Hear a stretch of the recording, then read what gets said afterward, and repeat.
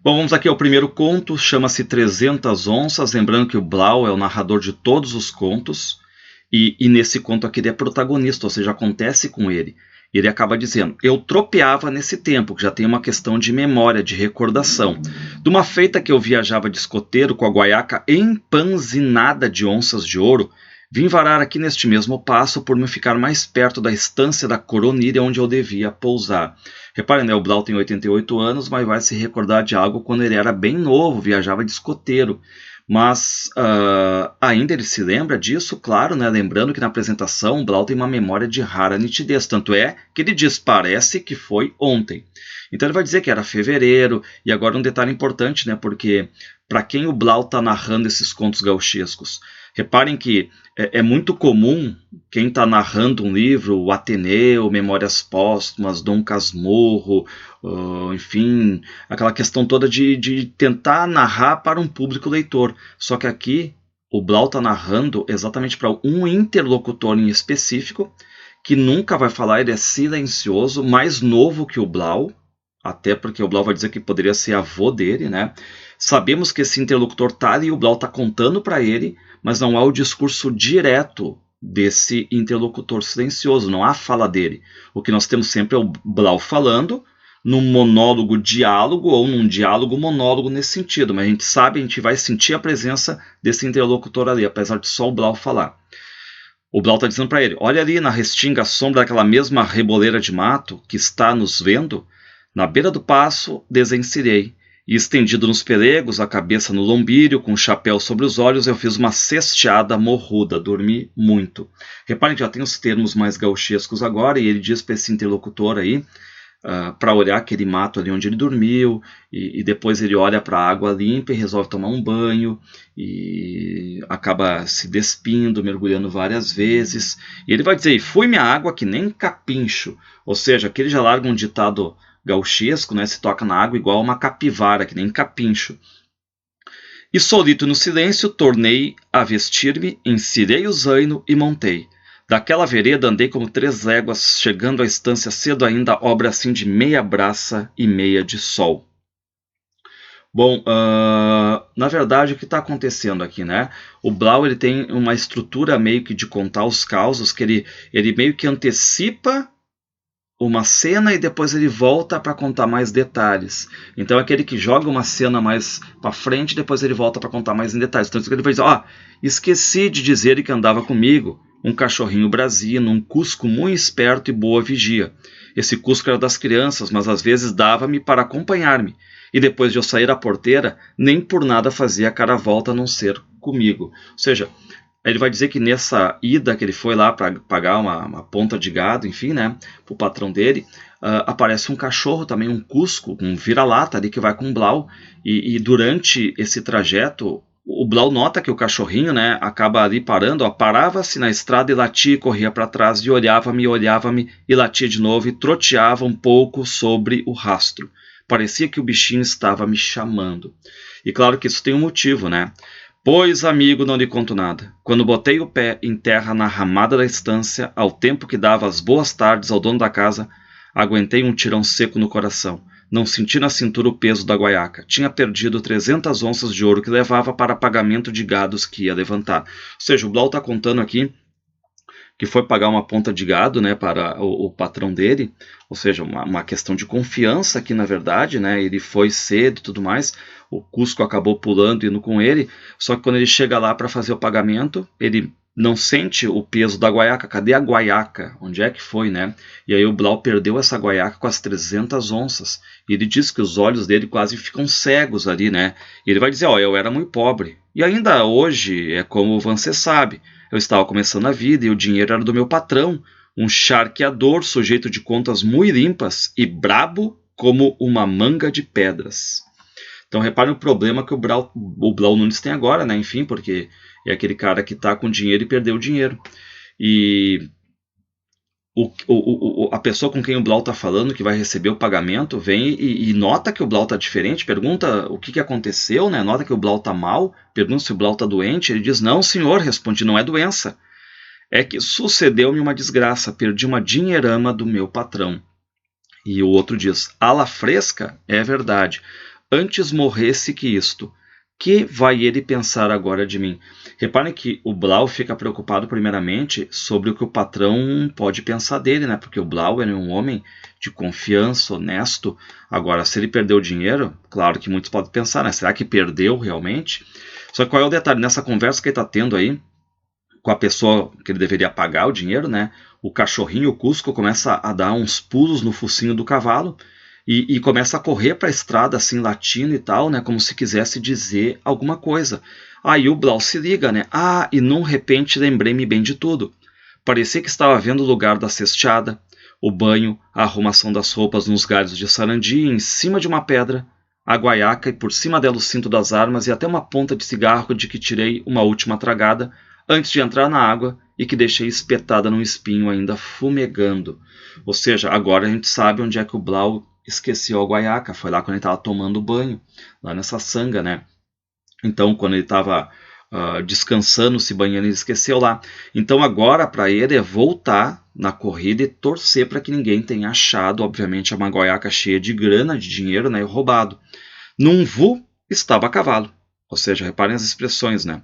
Rapidamente, já insere o cavalo e volta, né? E mal isto, o cachorrinho pegou a retouçar numa alegria, ganindo. Deus me perdoe, que até o cachorro parecia que falava, né? E o Blau sai a mil a cavalo agora, e o cachorro fica feliz, como se estivesse dizendo para ele, olha, eu estava certo, né?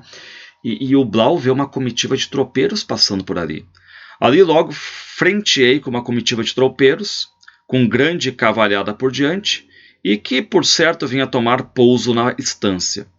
Na cruzada nos tocamos todos na aba do sombreiro, se cumprimentam, uns quantos vinham de balandrão enfiado. Sempre me deu uma coraçonada para fazer umas perguntas, mas engoli a língua. Reparem que o Blau tá louco para enfim, para perguntar para eles se eles não viram nada, não viram uma guaiaca perdida e tudo mais, mas ficou de bico calado. A estrada estendia-se deserta. À esquerda, os campos desdobravam-se a perder de vista, serenos, verdes, clareados pela luz macia do sol morrente. Ou seja, já é aqui fim de tarde, o sol está morrendo, e o Blau está ali a galopar, né? Enfim, e daqui a pouco vem a noite, só tem estrelas, e bem por cima da minha cabeça as Três Marias, tão bonitas, tão vivas, tão alinhadas, pareciam me acompanhar. Lembrei-me dos meus filhinhos, que as estavam vendo talvez. Lembrei da minha mãe, de meu pai, que também as viram quando eram crianças e que já as conheceram pelo seu nome de Marias, as Três Marias. Então aqui nós temos um Blau adorador da natureza, da família, tudo para ele tem um significado, tudo para ele gera algo sentimental. E agora ele volta a conversar com aquele interlocutor silencioso, a quem ele está contando todos os 19 contos. Amigo, você é moço, passa a sua vida rindo. Deus o conserve, sem saber nunca como é pesada a tristeza dos campos quando o coração pena. Bom, aí o Blau acaba dizendo que quando ele viu as Três Marias, ele começou a chorar, porque ele diz que chega até a lembrar alguns versinhos do tipo, ó, quem canta refresca a alma, cantar adoça o sofrer. Quem canta zomba da morte, cantar ajuda a viver.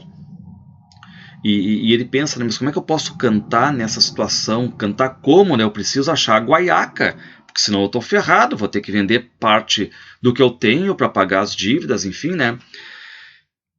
Não bulia uma folha. O silêncio nas sombras do arvoredo metia respeito, ou seja, está tudo silencioso, tudo escuro.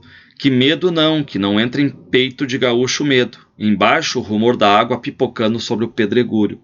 Então agora o Blau agora vai investigar ali, né? Enfim, tentar achar a pedra e tudo mais onde tinha deixado a guaiaca. E ele diz que tem alguns vagalumes ali, mas está escuro. Aí o Blau apeia do cavalo, vai tateando, digamos assim, né? E aí ele acaba achando a pedra onde ele tinha posto a guaiaca. Mas qual é o detalhe? Não tinha nada da guaiaca nem do dinheiro. E aí novamente vem a preocupação do Blau com a questão moral.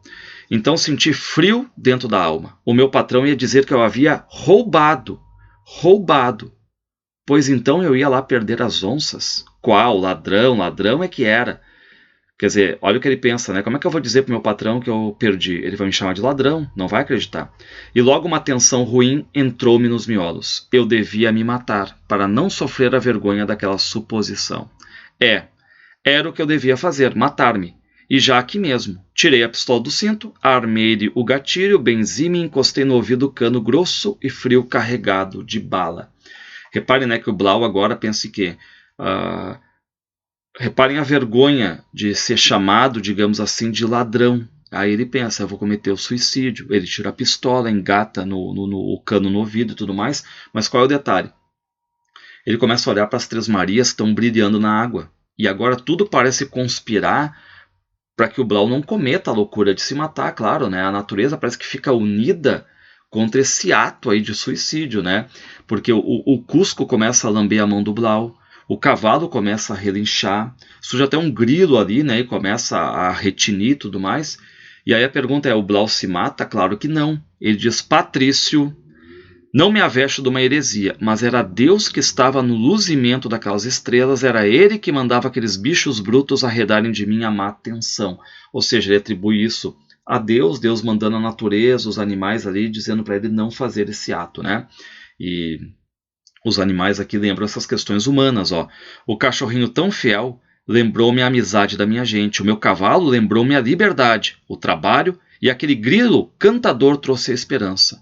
E, puxa, Patrício, eu sou muito rude. A gente vê caras, não vê corações. Ou seja, ele não conseguiu ver isso lá pelo meio-dia, claro, com o sol que estava a pino, né? Mas agora ele vê que aquilo ali, na verdade, é uma luz divina, uma luz de Deus por todos os lados. E ele acaba esquecendo essa questão do suicídio, guarda a pistola e tudo mais e começa a apitar, a fumar ali, né? E foi pensando... Tinha por minha culpa, exclusivamente por minha culpa, tinha perdido as 300 onças, uma fortuna para mim. Eu não sabia como explicar o sucedido comigo, acostumado a bem cuidar das coisas. Então ele sabe, né, que ele teve esse ponto negativo aí. Qual é a solução que ele pensa? Agora, se eu não vou me matar, né, é vender o campito, a ponta de gado manso, tirando umas leiteiras para as crianças e a junta dos jaguanés lavradores, vender a tropilha dos colorados e pronto. Isso havia de chegar folgado. Repara que ele pensa em fazer, né? Vender parte dos seus bens para saldar essa dívida agora, né? Porque ele sabe que foi culpa exclusivamente dele. Porém, matar-se um homem assim nomás, e chefe de família, isso não. Bom, então o Blau decide, né? Vou vender meus bens para pagar, mas suicídio não. E aí o Blau monta no cavalo, volta para casa, o cavalo fica contente, o cachorro fica contente. E ao dobrar a esquina do cercado enxerguei luz na casa. A cachorrada saiu logo, acuando. O zaino, o cavalo, relinchou alegremente, sentindo os companheiros. Do potreiro outros relinchos vieram também. Bom, aí o Blau apeia do cavalo, né, e vai para dentro da casa. Louvado seja Jesus Cristo, boa noite, e entrei, e comigo, rente o Cusco. Na sala do estancieiro havia uns 4 paisanos. Era a comitiva que chegava quando eu saía. Reparem, né, que ele está vendo ali agora que aquela comitiva ali que tinha passado por ele antes dos tropeiros, que ele cumprimentou e tudo mais, está ali agora.